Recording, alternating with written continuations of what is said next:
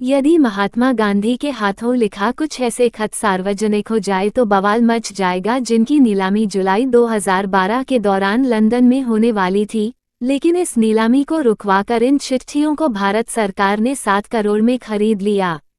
करीब 7 करोड़ की रकम देकर उन चिट्ठियों को खरीद लिया और फिर इन्हें ऐतिहासिक दस्तावेज संभालने वाले विभाग में महफूज रखवा दिया। गांधी जी द्वारा लिखे गए उन खातों का जिक्र एक मशहूर अमेरिकी लेखक ने अपनी किताब ग्रेट सोल में किया और इस किताब को भी भारत के कई राज्यों में बंद कर दिया गया था।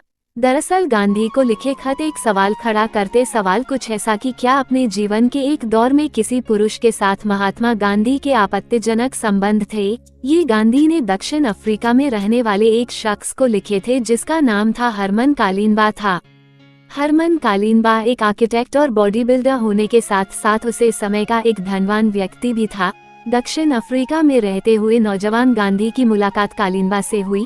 दोनों दोस्त बन गए और जल्द ही उनकी ये दोस्ती आसमान चढ़कर बोलने लगी। एक साथ रहने के लिए एक नया घर बनवाया जिसे उसने खुद डिजाइन किया था। इन दोनों ने तकरीबन 2 साल तक का समय इस घर में एक साथ व्यतीत किया।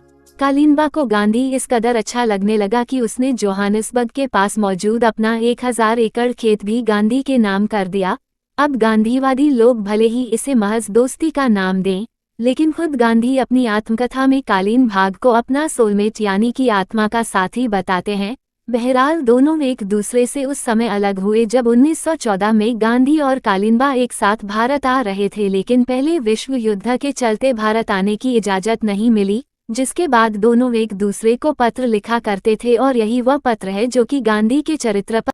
गांधी ने एक पत्र में लिखा कि तुमने मेरे शरीर पर पूरी तरह नियंत्रण कर लिया है और यह गुलामी मुझे हसीन लगती है। दोनों इन पत्रों में वादा करते हैं कि वो एक दूसरे से इतना प्यार करेंगे जितना कि आज तक दुनिया वालों ने देखा तक ना हो। इसके अलावा गांधी एक खत में कालीन भाग को लिखते हैं कि मेरे बिस्तर के पास आज भी रुई और वैसलीन मुझे हमेशा तुम्हारी याद दिलाते हैं। 2 दोस्तों के बीच में रुई और वैसलीन का क्या काम हो सकता है, समझ पाना थोड़ा मुश्किल है।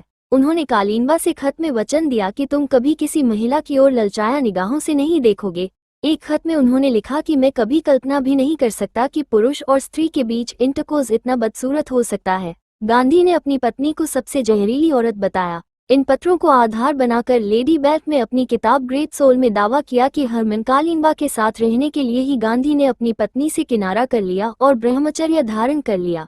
हैरानी की बात है कि खुद गांधी की पत्नी कस्तूरबा गांधी भी अपनी डायरी में लिखती हैं कि कालीनबा के सानिध्य में आने के बाद से मेरा पति मुझसे दूर होता जा रहा है। जाहिर है कालीनबा में भी गांधी को पत्र लिखे थे, लेकिन वो पत्र आज तक नहीं मिले। शायद गांधी जी उन्हें